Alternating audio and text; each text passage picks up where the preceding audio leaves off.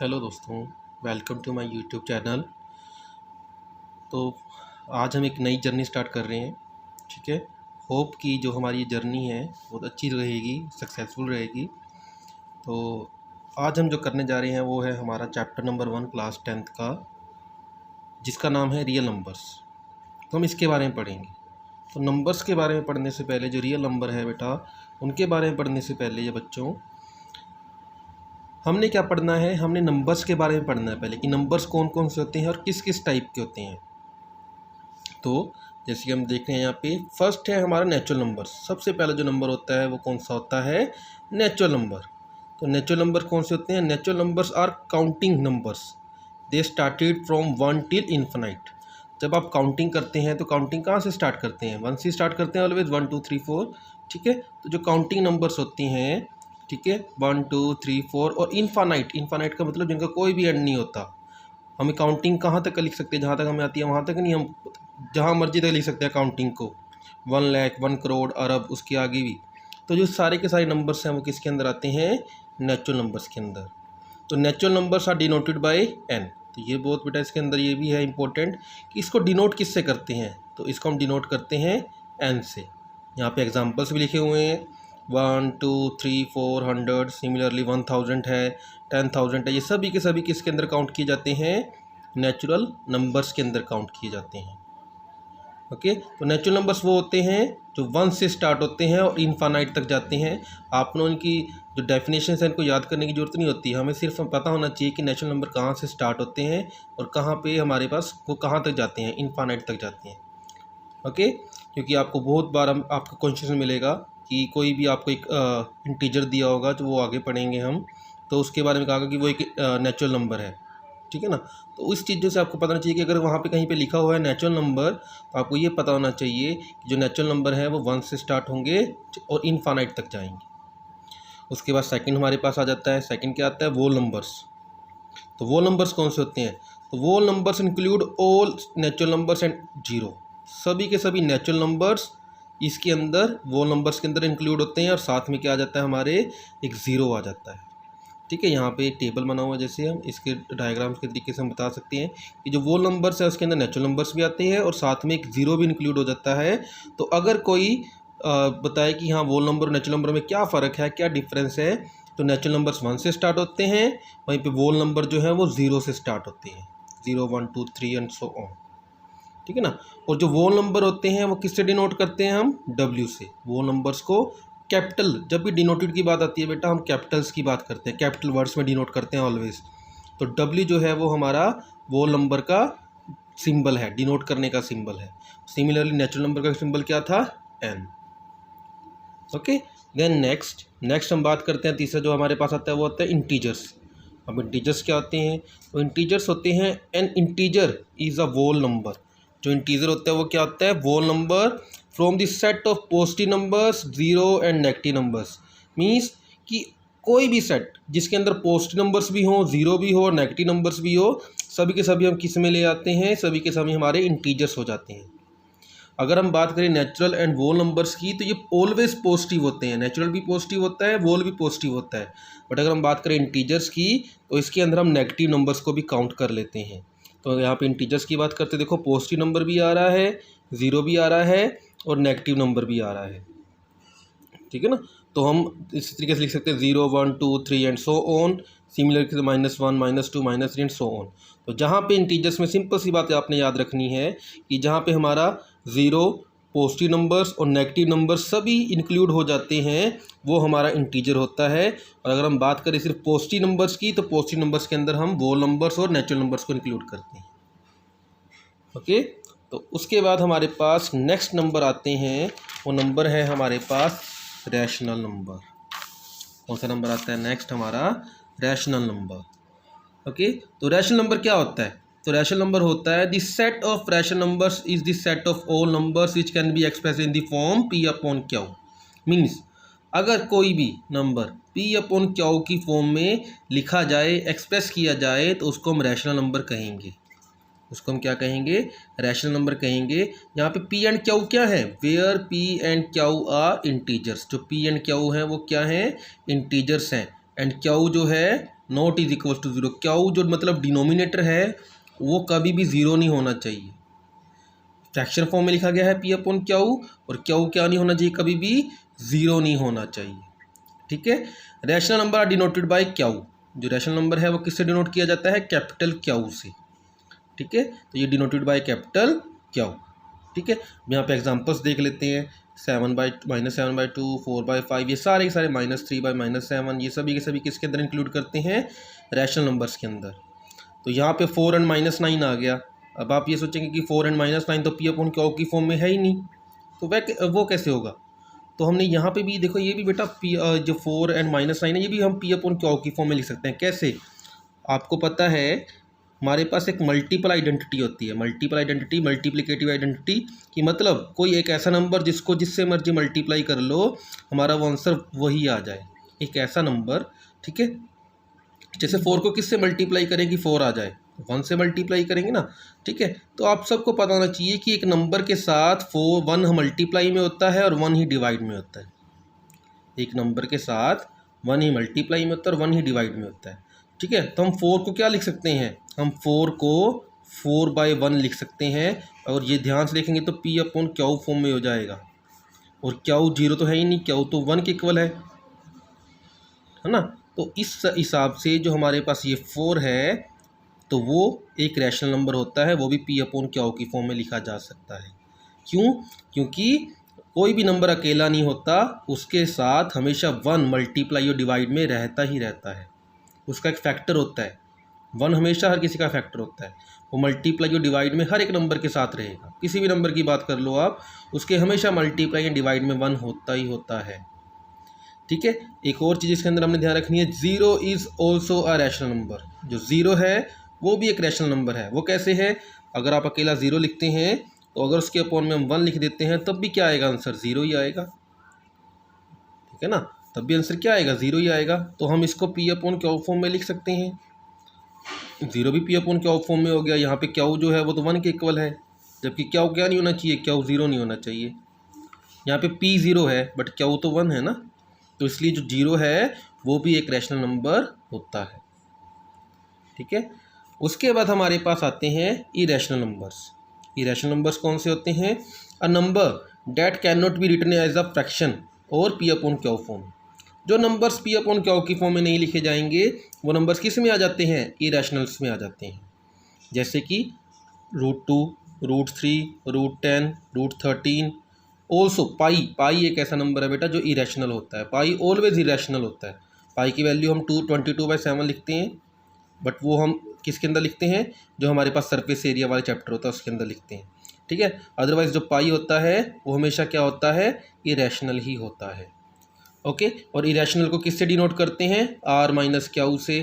कई बार एस के देख देते हैं, क्या कई बार क्यू डैश लिख सकते हैं, कई बार आई लिख दिया जाता है, कई बार टी लिख दिया जाता है। इसका कोई स्पेसिफिक हमारे पास डिनोट करने के लिए नंबर नहीं है। ठीक है, कोई वर्ड नहीं है, तो हम वैसे हम मैक्सिमम इसको इस टाइप से ही R-Q से ही रिप्रेजेंट करते हैं। वो आपको आगे बताया जाएगा कि R-Q कैसे, R क्या है इसके अंदर, वो हम आगे पढ़ेंगे। ठीक है, अब मान लीजिए आपको वहाँ पे लिखा आ गया कि क्या 4 एक रैशनल नंबर है, इरेशनल नंबर है। यहाँ पे यस नहीं लिखेंगे, आपने ध्यान रखना है कि 4 के अगर हम फैक्टर्स करें तो वो 2 × 2 होते हैं, जिसका पेयर बनने के बाद वो 2 आ जाता है। तो अब ये अंडर रूट में तो रहा ही नहीं, तो जो नंबर्स अंडर रूट से बाहर आ सकते हैं वो हमारे रैशनल में आ जाएंगे, इरेशनल्स में नहीं आते हैं। जो नंबर्स अंडर रूट के बाहर नहीं आएंगे वही होते हैं जो इरेशनल नंबर्स होते हैं। सपोज डैट आपको एक नंबर दिया गया है 18, तो 18 का आप अगर फैक्टराइजेशन करते हैं तो 3 × 3 × 2, तो क्या आएगा 3√2। तो 3√2 को हम क्या कहेंगे, ये इरेशनल नंबर ही होता है। 3√2 क्या होता है, इरेशनल नंबर ही होता है। ठीक है ना। उसके बाद रियल नंबर्स। अब रियल नंबर्स जिसके बारे में पूरा चैप्टर है, तो कह रहा है कि in real numbers we include natural numbers, whole numbers, integers, rational numbers, irrational numbers. मतलब कि सभी नंबर्स जो हमने अभी तक पढ़े हैं, चाहे वो नेचुरल हैं, चाहे वो वोल हैं, चाहे वो इंटीजर्स हैं, चाहे वो रैशनल हैं, चाहे इरेशनल हैं, सभी के सभी नंबर्स को एक ही अगर बताना चाहते हैं तो वो रियल नंबर्स के अंदर इंक्लूड हो जाते हैं। रियल नंबर्स को किसके अंदर डिनोट करते हैं हम, आर के साथ डिनोट करते हैं। ठीक है, सभी नंबर जितने भी अभी तक हमने पढ़े हैं, नेचुरल है चाहे वोल है चाहे इंटीजर्स है, इन सबको हम रियल नंबर्स भी बोल सकते हैं। रियल नंबर्स के अंदर हमारा जितने भी मैथ के अंदर हमने अभी तक 10th क्लास तक ओनली बेटा, जितने भी हमने मैथ में अभी तक जो नंबर्स मैथमेटिक्स में पढ़े गए हैं वो सभी के सभी रियल नंबर्स होते हैं। ठीक है, हम इसको एक डायग्राम से समझ सकते हैं। अगर आप डायग्राम को ध्यान से देखें तो हम सर्कल्स हैं, सबसे पहले नेचुरल आता है, उसके बाद वोल। अब अगर आप ध्यान से रखेंगे तो वोल के अंदर नेचुरल काउंट हो गया। ठीक है, देन हमारे पास जेड की बात की थी, जेड का क्या मतलब है, इंटीजर्स। तो जब इंटीजर्स की बात करते हैं तो उसके अंदर वोल नंबर्स भी आ जाते हैं और नेचुरल नंबर्स भी आ जाते हैं। ठीक है, उसके बाद देखो क्याऊ, क्याऊ का मतलब रैशनल नंबर्स। रैशनल नंबर्स के अंदर हम इंटीजर्स, वोल नंबर्स और नेचुरल नंबर्स सभी काउंट कर देते हैं, है ना। एक उसके बाद एक बड़ा सा सर्कल लगाया गया है, उस सर्कल में हमने क्या लिखा है, रियल नंबर्स, और एक यहाँ पे इरेशनल नंबर्स अलग का सर्कल बनाया गया है। क्यों, आप इरेशनल नंबर्स को ऐसे नहीं लिख सकते, कोर सर्कल बना के नहीं लिख सकते कि यहाँ पे इरेशनल नंबर है। इरेशनल नंबर्स जो होते हैं वो रैशनल नंबर्स में काउंट नहीं होते। अगर आप यहाँ पे सर्कल लगा देते और यहाँ पे इरेशनल आर लिख देते, आर माइनस क्या लिख देते, वो गलत हो जाता। इरेशनल नंबर्स का जो सर्कल है वो अलग बनता है।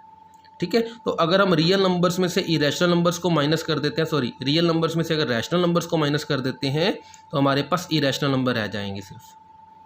ठीक है ना, सीधी सी बात आपने याद रखनी है। आर का मतलब रियल, अगर रियल में से हम रैशनल, क्या होगा मतलब क्या होता है, रैशनल नंबर। अगर रियल नंबर्स में से हम रैशनल नंबर्स को माइनस कर देते हैं तो जो नंबर्स बचेंगे वो हमारे इरेशनल नंबर्स होंगे। ठीक है, इसलिए इसका सर्कल अलग बनता है। रैशनल नंबर्स को हम इनके अंदर कहीं पे भी इंक्लूड नहीं करते।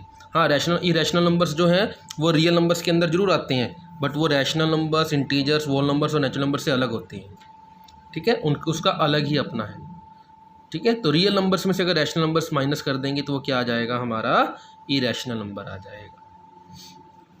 अब इसके बाद हम बात करते हैं रैशनल और इरेशनल नंबर्स को बेटा हम डेसिमल फॉर्म्स में ही बता सकते हैं, आपने क्लास 9th में भी पढ़ा होगा।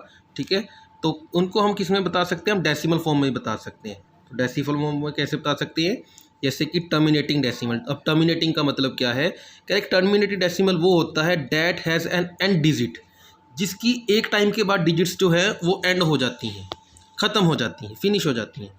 एक टाइम के बाद जिस भी नंबर की डिजिट्स डेसिमल्स के बाद फिनिश हो जाती हैं उनको हम क्या कहते हैं, टर्मिनेटिंग डेसिमल्स कहते हैं। अगर मैं यहाँ पे एग्जांपल लूँ तो एग्जांपल जैसे 3.456, ये बस यहाँ पे फिनिश हो गया, ये एंड हो गया। ठीक है ना, इसके आगे हमने कुछ लिखना ही नहीं है, वैसे 0 लगा सकते हैं, ठीक है ना, बट इसके आगे हमने कुछ नहीं लिखा। तो जिन डेसिमल्स का एंड हो जाता है, ठीक है ना, फाइनाइट होते हैं, तो उनको क्या कहते हैं हम, terminating decimals. Similarly non terminating decimals के अंदर क्या आता है, नॉन टर्मिनेटिंग डेसिमल्स जो होते हैं are the one that does not have end terms, वो होते हैं जिनकी कोई भी एंड टर्म्स नहीं होती है। ठीक है ना, उनकी कोई भी एंड टर्म्स नहीं होती है। फॉर एग्जांपल मैं यहीं पे आपको बता देता हूँ कि 3.4567 एंड डैश डैश डैश लिख दिया मैंने। तो ये नंबर्स हैं इनका कोई एंड नहीं है, ये इसका मतलब क्या है, ये इन्फानाइट तक जा रहे हैं। ठीक है ना, ये नंबर्स हैं वो कहाँ तक जा रहे हैं, इन्फानाइट तक जा रहे हैं, है ना। सिमिलरली एक और एग्जांपल लिख लेते हैं 5.432, इस तरीके से एक और एग्जांपल लिख लेते हैं 7.333, इस टाइप से। तो जहाँ पे ये डैश डैश डैश आ जाता है ना, तो उसका मतलब होता है कि ये नंबर है ये एंड नहीं होंगे कहीं पे भी, ये चलते जाएंगे आगे तक, इनफानाइट तक। तो वो किसके अंदर इंक्लूड कर लेते हैं, नॉन टर्मिनेटिंग के अंदर इंक्लूड कर लेते हैं। ओके, अब हम देखो इसको डायग्राम से समझ सकते हैं कि डेसिमल एक्सपेंशन हम टर्मिनेटिंग और नॉन टर्मिनेटिंग के आते हैं। ठीक है, हम देखो मैंने जहाँ पे टर्मिनेटिंग लिखा हुआ है वहाँ पे रैशनल लिखा हुआ है। अब नॉन टर्मिनेटिंग के 2 पार्ट्स होते हैं, एक रिपीटिंग जिसको हम रिकरिंग भी बोलते हैं, एक नॉन रिपीटिंग जिसको हम नॉन रिकरिंग बोलते हैं। तो जो रिपीटिंग होता है वो भी रैशनल नंबर्स में काउंट होता है, और जो नॉन रिपीटिंग होता है वही इरेशनल नंबर होता है बस। ठीक है ना, वही एक इरेशनल नंबर होता है जो नॉन रिपीटिंग में आता है। ठीक है, अब मैं इसको बताता हूँ आपको, जैसे कि टर्मिनेटिंग है। तो टर्मिनेटिंग का मतलब क्या है, मैंने कहा था टर्मिनेटिंग जिनका एंड हो जाता है। ठीक है ना, जैसे मैंने अभी एग्जांपल लिया था 3.476, है ना। तो अब हम 3.476 को आप कैसे लिख सकते हैं, 3476 अपॉन 1000, तो ये पी अपॉन क्यू की फॉर्म में हो गया ना। तो ये पी अपॉन की क्यू फॉर्म में इजीली लिख सकते हैं इसको हम। तो ये किसके अंदर आ जाता है, तो जो ये नंबर्स होते हैं जिनका एंड होता है वो रैशनल नंबर्स के अंदर आ जाते हैं। तो इसका मतलब क्या होता है कि जो नंबर्स टर्मिनेटिंग होंगे वो रैशनल नंबर्स होते हैं, है ना। वो नंबर्स क्या होते हैं, रैशनल नंबर्स होते हैं, क्योंकि वो पी अपॉन क्यू की फॉर्म में लिखे जा सकते हैं। अब यहाँ पे बात करते हैं रिपीटिंग की। रिपीटिंग को रैशनल में कैसे लिख सकते हैं? तो देखो रिपीटिंग के अंदर क्या होता है, 4 पॉइंट, मान लो हमने लिखा 333 डैश डैश डैश, हम इसको कैसे लिख सकते हैं, 4.3 एंड इसके ऊपर बार लगा सकते हैं। बार का मतलब क्या होता है, जो नंबर बार बार रिपीट हो रहा है उसको हम 4.3 और ऊपर बार लगा दिया, जो नंबर रिपीट हो रहा है बार बार सिर्फ उसी के ऊपर बार लगाएंगे, ठीक है ना। तो ये तो 3 था, वो बार बार रिपीट हो रहा था, इसके ऊपर हमने बार लगा दिया तो 4.3 बार, है ना। तो इसको हम P अपॉन क्यू की फॉर्म में अपने क्लास 9 में पढ़ा भी होगा, जिसके अंदर वहाँ पे कन्वर्ट करने के लिए कहा गया था एक बार कि कन्वर्ट 4.3 बार into P upon Q form. मैं आपको यहाँ पे प्रूफ करके भी दिखा देता हूँ। तो हम क्या कर लेते हैं, let x is equals to 4.3 bar, it means क्या होगा, let x is equals to 4.33 and so on. हमने इसमें क्या करना है, हमने P अपॉन क्यू फॉर्म में कन्वर्ट करना है, इसमें कन्वर्ट करना है, इसको कन्वर्ट करना है हमने P अपॉन क्यू फॉर्म में, क्योंकि कन्वर्ट अगर P अपॉन क्यू फॉर्म में होगा तो वो रैशनल में आ जाएगा, है ना। तो कैसे कर सकते हैं हम, सबसे पहले हम क्या करेंगे, मल्टीप्लाई करेंगे जो हमारे पास, इसको इक्वेशन नंबर 1 दे देते हैं हम। तो इक्वेशन 1 है मल्टीप्लाई बाय 10, जब 10 से मल्टीप्लाई करेंगे तो क्या आएगा 10x, जो ये डेसिमल है ये पीछे चला जाएगा एक, तो क्या आ जाएगा 43.333 डैश डैश डैश, ठीक है। अब हम इक्वेशन नंबर 1 एंड 2 को सब्ट्रैक्ट कर देते हैं, कि इसको इसके नीचे लिख देते हैं, इसको सब्ट्रैक्ट कर देते हैं, ठीक है, 4.33 एंड डैश डैश डैश। तो जब हम सब्ट्रैक्ट करेंगे, इनको माइनस करेंगे, तो ये जो डेसिमल्स के बाद वाले सेम डिजिट्स हैं ये कैंसिल आउट हो जाएंगे, ठीक है। और उसके बाद 43 में से 4 को माइनस किया तो 39 आएगा, एंड 10 में से 1 को माइनस किया तो 9x आएगा। तो x की वैल्यू क्या आ जाएगी 39.9। तो ये P अपॉन क्यू की फॉर्म में लिखा गया, है ना। तो इससे क्या प्रूफ होता है कि जो भी नंबर्स रिपीटेड होते हैं वो P अपॉन क्यू फॉर्म में कन्वर्ट हो सकते हैं। तो हम क्या कह सकते हैं उसको, हम उसको रैशनल नंबर्स के अंदर इंक्लूड कर सकते हैं। अब सिर्फ एक ऐसा नंबर ही होता है जो नॉन रिपीटिंग होता है, वही इरेशनल नंबर्स में काउंट होता है। फॉर एग्जांपल 3.782345 और जो डैश डैश डैश लगा देंगे, ना तो ये कहीं पे रिपीट हो रहा है और ना ही ये कहीं पे एंड हो रहा है। तो ये सिर्फ एक ऐसे नंबर्स ऐसे होते हैं जो इरेशनल में आते हैं, ठीक है ना। 2.72359 डैश डैश डैश, ये रिपीट तो होगा ही नहीं, आगे जाकर कहीं पे भी रिपीट नहीं हो रहा, है ना। तो ये नंबर्स किस में आ जाते हैं, इरेशनल्स में आ जाते हैं। अगर हम बात करें पाई की वैल्यू बेटा 22.7 होती है ना। और ये हम इसको कई बार से लिखते हैं 3.14, ये कुछ समथिंग ऐसे जाती है 3.13 डैश डैश डैश, इस टाइप से ये आगे तक चलती रहती है, इनफाइनाइट होती है ये भी, इसलिए इसको हम इरेशनल नंबर्स के अंदर काउंट करते हैं। इसलिए पाई को भी हम इरेशनल नंबर के अंदर काउंट करते हैं। अगर आप 7 एंड 22 को डिवाइड करेंगे तो आपको वैल्यूज़ आएगी, वो आपकी इनफाइनाइट तक जाएगी और कभी भी रिपीट नहीं होगी। तो इसलिए हम पाई को भी किसके अंदर इंक्लूड करते हैं, ये रैशनल नंबर्स के अंदर इंक्लूड करते हैं। तो अगर हम रैशनल नंबर्स और रैशनल नंबर्स की दोबारा डेफिनेशंस देना चाहते हैं अलग से, ठीक है ना, जो आपके सिलेबस में भी है कि रैशनल नंबर्स क्या हो सकते हैं, ठीक है। रैशनल नंबर्स वो होते हैं द नंबर्स which are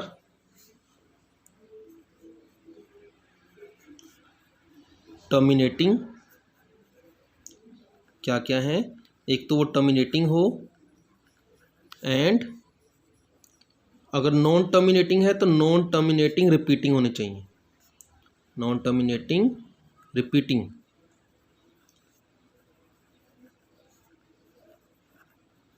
ठीक है।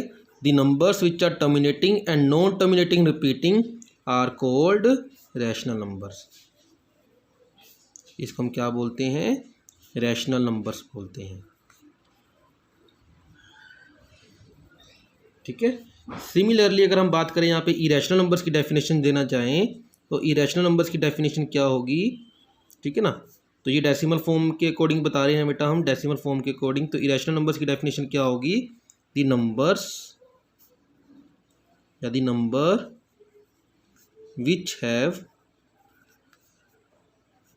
नॉन टर्मिनेटिंग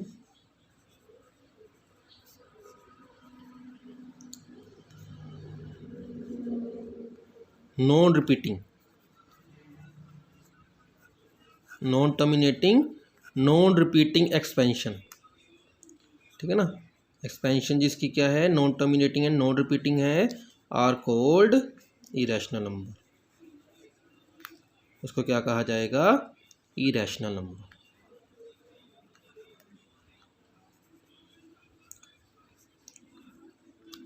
तो ये हमारे पास जो सारा है ये रैशनल एंड इरेशनल नंबर्स के अकॉर्डिंग हमने यहाँ पे इसको बताया है। बहुत इंपॉर्टेंट टॉपिक है हमारा, यहाँ से भी हमारे पास बोर्ड के अंदर एक क्वेश्चन आ जाता है, ठीक है, चाहे वो 1 मार्क्स में आए चाहे 2 मार्क्स में आए, वो यहाँ से एक क्वेश्चन आता है टर्मिनेटिंग एंड नॉन टर्मिनेटिंग के अकॉर्डिंग। वो हम जब हम एक्सरसाइज करेंगे उसके अंदर करेंगे।